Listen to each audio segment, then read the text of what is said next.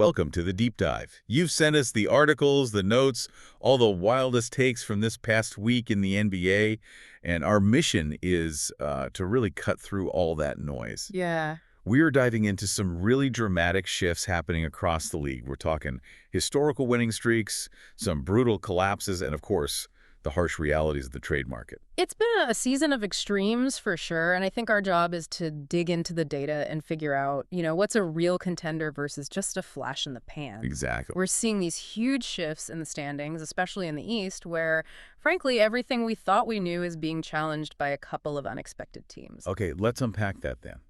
The biggest story has to be the Detroit Pistons. They're on a streak that's not just dominant, it's bordering on historical destiny. That's exactly the right way to frame it. I mean, they're on an incredible 13-game win streak that matches their franchise record.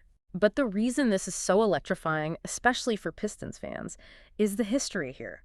The last two times they did this, 1990 and 2004, they went on to win the whole thing, the NBA final. You can't ignore that precedent. It just adds a whole other layer to every single win. But okay, let's pull back from destiny for a second. Do the numbers, the metrics, actually support this run? Or is this just a hot streak that history is kind of overinflating? Well, what's so fascinating is that it feels real. It's built on a foundation and identity. This isn't just some shooting streak. Right. Their whole thing is this suffocating, physical, defensive style of ball. And the guy driving it all in the final minutes is Cade Cunningham.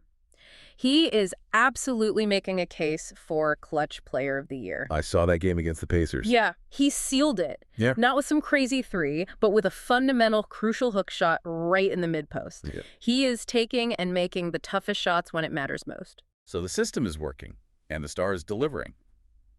Okay, let's move a little north. The Toronto Raptors are also having massive success. Maybe a little less dramatically, but still. An 8-game win streak. And that puts them at 13-5. Second in the entire Eastern Conference. Yeah. And if we look just at the data, the Raptors might be the more sustainable success story here because they're so balanced. They're a top 5 team right now in both offense and defense. Top 5 in both. In both. And that usually points to deep playoff runs. It signals that the system is effective. It's not just luck. And what really stood out to me from the material was the buy-in, especially from Brandon Ingram. He drops 37 against the Cavs. And he's shooting, 45% from three over his last 6 games. Right. And that's not just talent. That's him buying into Coach Radkovic's unselfish system. It's unlocked a new level of efficiency for him. It's the difference between just having talent and using it systemically. Exactly. And you can't overlook their depth. Mamui, he's suddenly this revelation off the bench. He could genuinely be a 6th Man of the Year candidate. Sure. The team is 19 points better per 100 possessions when he's on the floor. That's a massive number. It's all because of the 5-out spacing he creates. It just opens up everything.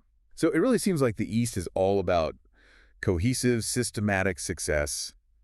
We've seen what happens when systems work. So now let's look at the opposite, the Sacramento Kings. Oh, man. They're going nowhere fast at 4-13. They're desperate to shed contracts, but the market is just not playing along. And that's the harsh reality of asset management in the NBA today, isn't it? DeRozan is the one guy who's getting some real interest, mostly from the Clippers. And why him specifically? It's the contract structure. He has a partial guarantee, so it makes him relatively movable for a contender who wants scoring but doesn't want a long-term toxic commitment. It's low risk. But then you look at their other guys, Zach LaVine and Domantas Sabonis, and it's a completely different story. The reports are saying there is just no market for the kind of return Sacramento wants. And this gets to a really crucial point about value in the league today. GMs want flexibility more than anything. LaVine has that huge player option for, almost $49 million in 2026-27? That's a huge number. It's a total non-starter. Taking that on means you're not just risking his play, you are completely forfeiting any chance at a top free agent for years. The opportunity cost is just way too high. It basically handcuffs whatever team takes him on for 3 years, and Sabonis is in a similar boat. A little less dramatic, but yeah. He's owed a combined $94 million over the next 2 seasons, and while he's a great player, that guaranteed money makes him really hard to move. So unless you're a top 5 player in the world. These big money contracts are basically immovable. GMs would rather have a solid role player on a cheap, expiring deal than a fringe all-star on a massive contract. I mean, the Kings player everyone actually wants is Keon Ellis. On that expiring $2.3 million deal. Exactly. Low cost, high upside. That's what's valuable right now. The trade market is brutal. Okay, Let's pivot from financial failure to a complete competitive collapse. That Minnesota Timberwolves game. A total meltdown. I mean, a choke job for the ages. They lost to the Kings in overtime after being up by 10 with just 3 minutes left. 10 points with 3 minutes to go. And in that final stretch, they scored 2 points. Just 2. Oh. The offense didn't just dry up, it became completely dysfunctional. And Anthony Edwards had a great night, 43 points, but the analysis said late in the game it just devolved into ant-ISO after ant-ISO, just predictable one-on-one plays. Which the Kings easily defended. And meanwhile, Julius Randle was he was a ghost in the clutch. 6 turnovers in the game, he just didn't show up. Right. And the Kings just won on pure effort. You had Malik Monk diving for loose balls, DeRozan going a perfect 15 for 15 from the line. It was a win built on pure grit against a team that just quit running its offense.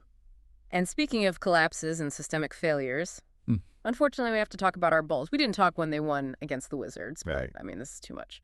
That loss was, it was more than just disappointing. It exposed some massive, massive flaws. A terrible loss, 143-130, to a Pelicans team that was extremely shorthanded. The defensive failure was what got me. They allowed a staggering 70 points at the rim. 70. I know. How does an NBA team even let that happen? It was a failure on every level. So what went wrong? Well, the analysts were ruthless because it was tactical and it was effort-based. Vucevic was out, so Coach Billy Donovan starts Patrick Williams at center. Small ball. Against the Pelicans, who are known for offensive rebounding. Exactly. It backfired spectacularly. The Pelicans destroyed them on the offensive glass, 19-4. Williams was described as, well, ass at center, just completely overwhelmed. So it was a coaching decision that played right into their strength. But it wasn't just him. No, not at all. It was collective. 17 team turnovers. Josh Giddey and Kobe White had 5 each. That just leads to easy buckets in transition, which helps explain that 70 points at the rim number. It was a disaster of coaching, rotations, and player effort. And if you connect all this back, right, the common thread between the Wolves' collapse and the Bulls' disaster is execution. When their offensive system broke down, whether it was iso ball or turnovers, their defense just completely failed them. They had nothing to fall back on, no discipline. None. And it's a reminder that even good teams need that consistent execution. And speaking of talent, we should probably note that Luka plays for the Lakers. It's just an interesting data point when you see where the league's top talent is, especially as the East, the Raptors and Pistons, start challenging things with system-based success. Not just superstar ball. Right. And that brings us right back to the trade market reality we were talking about. The East is showing that systems work, but to win a title, you eventually need that second star. So, given how hard it is for the Kings to move guys like LaVine and Sabonis. Exactly. It raises a huge question for those up-and-coming teams. Does the sheer difficulty in moving those big contracts mean the path to getting a second star for, say, the Raptors or Pistons is fundamentally blocked? So if you can't trade for an established star because they're too expensive, what do? Does that mean their championship ceiling is just fixed and it's extremely low unless they get lucky and draft another superstar? It forces them to rely solely on high-risk internal development for the foreseeable future instead of the trades that have historically opened up championship windows. It's a real paradox of this modern contract era, something to definitely keep an eye on as we get closer to the trade deadline. A lot to think about.